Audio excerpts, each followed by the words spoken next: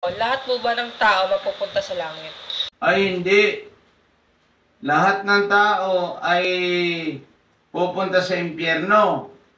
Kaya lang, ang lahat ng tao ay binibigyan ng pagkakataong magsisi.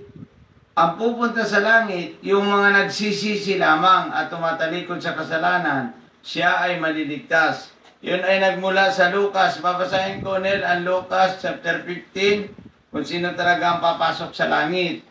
Sabi niya dito sa Lucas chapter 15 verse 10, sinabi ko sa inyo, gayon din ang kagalakan ng mga anghel ng Diyos dahil sa isang taong makasalanang nagsisi at tumalikod sa kanyang kasalanan.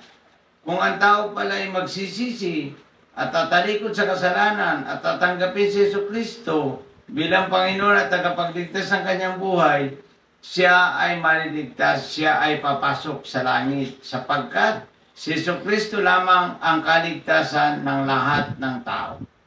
Yanel, kaya kung sasampalataya ka nil at tatanggapin mo si Kristo ngayong gabi, ay maliligtas ka.